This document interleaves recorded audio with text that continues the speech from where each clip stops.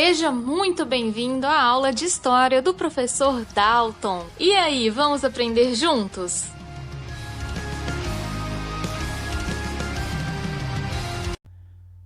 Olá, bom dia, boa tarde, boa noite. Continuando aqui a segunda aula. Agora as aulas são sequenciais, não tem por que eu falar assim, procura um lugar. Eu já espero que você esteja com o seu caderno, espero que você esteja fazendo a sua anotação. Pontua aí que essa é a segunda aula. Vamos lá. Um dos grandes desafios das grandes navegações é que o mundo era diferente. Aí você fala, como assim, professor, o mundo era diferente? Na cabeça das pessoas daquela época, o mundo era bem menor. Esse mapa aqui, ele dá uma ideia de o que seria a África, o que seria a Europa e aqui o que seria a Ásia. Só que a gente sabe que o mundo não é mais assim. Pelo menos, a gente sabe que o mundo é bem maior. E no período das grandes navegações, a gente tem a mentalidade do homem da Idade Média sendo mudada. Então, eles acreditavam que a Terra era achatada, a Terra não era redonda. Eles não sabiam que existiam outros continentes, a gente vai falar sobre essas descobertas. Eles acreditavam que nos mares existiam monstros. Então, navegar não era para qualquer um. Navegar era para quem tinha coragem e para quem tinha conhecimento, porque poucos iam para o mar, porque o medo, não foi legal. O medo era real. Vamos lá. Sim, quadrado. Desculpa, isso é coisa da antiguidade. Aqui a gente tem um mapa mundi, onde ele mostra todos os continentes. Você tem região Antártida, você tem a América, a África, Europa, Ásia e Oceania. Qual que é a importância de você saber? Antes das grandes navegações, antes, século XV, o mundo era só isso aqui, na cabeça do europeu. Europa, Ásia e África. Aqui na ponta, bem aqui na ponta, você tem Portugal, esse risquinho aqui, e isso aqui é Espanha, perdão. Qual que era a ideia? Eles iam sair dessa região para dar a volta no continente africano e vir para cá, região das Índias. Qual que era o desafio? Isso nunca tinha sido feito. Qual era o segundo desafio? A distância que teria que ser percorrida, que levava meses para chegar nessa região. Por que isso? Porque essa rota terrestre, ela estava bloqueada para a maioria dos europeus e tornava o produto muito caro. Então, a única maneira, navegar pelo Atlântico até chegar aqui à região das Índias. Vamos lá. Riscos imaginários de navegação. Preste bem atenção. Imaginários. Navegar não era fácil, a gente sabe disso, porque existem os riscos reais. Mas quais eram os imaginários? Eles chamavam o oceano de mar tenebroso. Por quê? Eles acreditavam que existiam sereias, eles acreditavam que existiam monstros gigantescos como Kraken, que poderiam engolir um navio. Eles acreditavam que os deuses estavam no mar, alguns acreditavam que existiam monstros nos mares. E tudo isso, talvez por falta de conhecimento. Por exemplo, hoje se você vê uma baleia, você fala, eu já ouvi falar que baleia existe, mas você já viu o tamanho de uma baleia? Tem baleia de 30 metros de comprimento. É grande, assusta. Talvez fossem baleias. Ou um polvo gigante, uma lula gigante de 5, 10, 15 metros. É um animal bem grande que também assusta. Então, a falta de conhecimento poderia gerar um medo no coração das pessoas que navegavam. Outras situações. A ideia de que a Terra era plana. A igreja dizia, e aí, gente, preste bem atenção, a igreja católica naquela época, que a Terra era plana, assim, igual aqui esse meu caderno. E aí, se você fosse navegar, meu caderno não é de capa dura, então fica difícil. Se você fosse navegar em direção ao horizonte, você ia cair. Cair aonde, professor? Cair da Terra, no abismo, e morrer. Acabou, não tem vida mais. Então, poxa, eu não vou navegar, porque eu vou morrer. Outros problemas também vai ser essa ideia de que se você for para o alto mar, você pode acabar não conseguindo voltar. Mas aí as tecnologias que vão ser criadas vão permitir uma navegação mais segura. Esses aqui são os riscos imaginários. Vamos agora falar um pouquinho sobre os riscos reais. Aí, já pensou? Tá navegando e encontra um bichão desse? Ou É engolido por um monstro? Melhor não, né? Quais são os riscos reais? 1.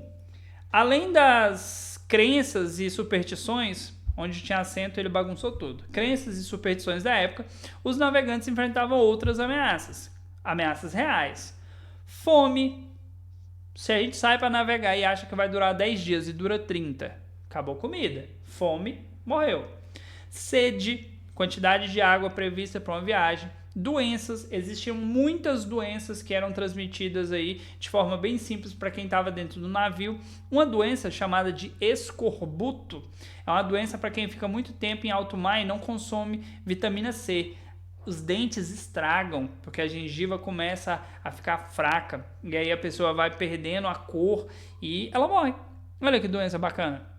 Se você já assistiu Os Piratas do Caribe, você já viu que a galera tem os dentes tudo estragado, né? É um pouco daquilo, do escorbuto. O tédio, e tédio a gente fala assim, a pessoa vai começar a delirar, porque ela tá ali há muito tempo, ela olha para um lado, tem água, pro outro tem água, e isso pode gerar um problema. Tempestades, e aí você tem chuva, você tem vento, você tem questão de naufrágio, o navio pode virar, ele pode bater nas rochas, ou ele pode ficar encalhado. Então existe um monte de risco real para as grandes navegações. Além do medo dos monstros, tinha o medo da natureza, porque de fato podia acontecer. Mas era preciso, navegar era preciso. Vamos lá, pioneirismo português. Por que Portugal conseguiu ser o primeiro país a se lançar às grandes navegações? A gente vai ver que Portugal vai ter um diferencial do restante do mundo. Esse diferencial começa por... Portugal era uma nação unificada. Portugal já era um país antes das grandes navegações começarem. Ele fazia parte antes da Espanha, era um condado, e eles conseguiram se tornar um país, né, independente já no século XII. Você vai ter no século XIV Dom João I, que aí ele já vai estar interessado nessa questão das navegações, ele já vai estimular que o comércio português, através dessa burguesia crescente aí, incentive as grandes navegações. E uma outra coisa importante vai ser a relação dos portugueses com o mar, porque eles já praticavam a pesca, mesmo não sendo uma pesca de distâncias longas, já era uma pesca em alto mar. Então eles já tinham conhecimento de embarcação, eles já tinham conhecimento de navegação, isso já permitia que houvesse aí uma proximidade maior com o mar. Ele vai dizer também de uma possível, isso aqui ainda não é de consenso geral entre os historiadores, uma escola de navegação. Não é um consenso, não é assim 100% de certeza, mas também a gente não pode dizer 100% de certeza que não existiu uma escola de navegação.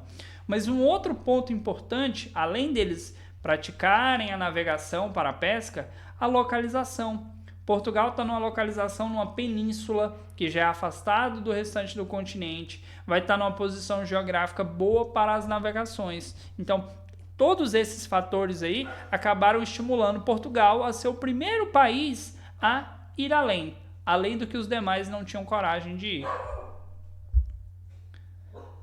Alguns navegadores portugueses aí que ficaram famosos. A gente vai ter Bartolomeu Dias, que vai ser o primeiro que vai chegar na parte de baixo do continente africano ali, região sul, que antes era chamado de Cabo das Tormentas, porque ninguém conseguia passar por aquela região. Ele vai ser o primeiro a conseguir e, consequentemente, o nome vai mudar para Cabo da Boa Esperança. Perceba, ninguém passava, todo mundo afundava ali. Ele passou e ele achou essa rota e o nome vai mudar. Você vai ter Vasco da Gama, que vai ser o primeiro a chegar às Índias, vai pegar um barco, vai conseguir chegar até as Índias, vai fazer uma rota aí, né, muito difícil, muito longa, vai chegar lá só a capa do Batman, vai chegar bem acabado, assim, tanto que nas Índias as pessoas falam, nossa, você representa um rei, você chega assim aqui, não chegou com a imagem muito boa. E por último, não menos importante, você vai ter Pedro Álvares Cabral, que vai ser aquele que vai chegar às terras brasileiras. Vai sair de Portugal, vai passar pelo Brasil, vai fazer aqui uma estada curta e daqui ele vai também para as Índias. Muita gente fala assim, o Brasil foi descoberto em 1500 por Cabral. Primeiro, Cabral não estava vindo para o Brasil. Ele chegou no Brasil. Por que ele chegou no Brasil? Existem teorias de que eles já sabiam que existiam essas terras aqui, porque Novamente, historiadores já estão chegando a conclusões que outros povos chegaram aqui antes. O rei de Portugal falou que toda e qualquer terra que ele encontrasse no caminho, que era para ele conquistar e declarar como pertencente a Portugal, então ele se afastou mais do continente. Terceiro, ele estava indo para as Índias, e ele foi para as Índias. Depois de passar pelo Brasil, ele foi para as Índias, onde eles iam comprar especiarias, que era o produto da época. Mas nós estamos aqui hoje porque esse cara esbarrou no continente brasileiro. Talvez ele sabia que aqui tinha um continente. Não sabia que era um continente, mas sabia que tinha alguma coisa aqui. A expansão marítima portuguesa, ela vai conseguir contornar o litoral ali africano, chegando às Índias de fato. Isso começa no início do século XV e eles vão levar quase 100 anos para conseguir, tá? Não foi uma coisa rápida. Começa ali, ó, vamos aqui pertinho, que é a região de Ceuta, né? Na parte de cima do continente africano.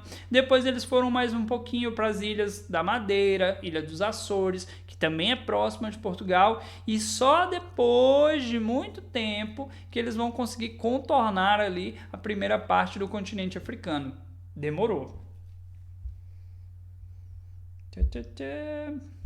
E aqui para finalizar, só falando um pouquinho aí sobre o que cada um fez. Como eu falei, Bartolomeu Dias, ele vai ser o responsável por atravessar o Cabo das Tormentas. Vasco da Gama vai ser o que vai chegar às Índias, primeiro a chegar às Índias.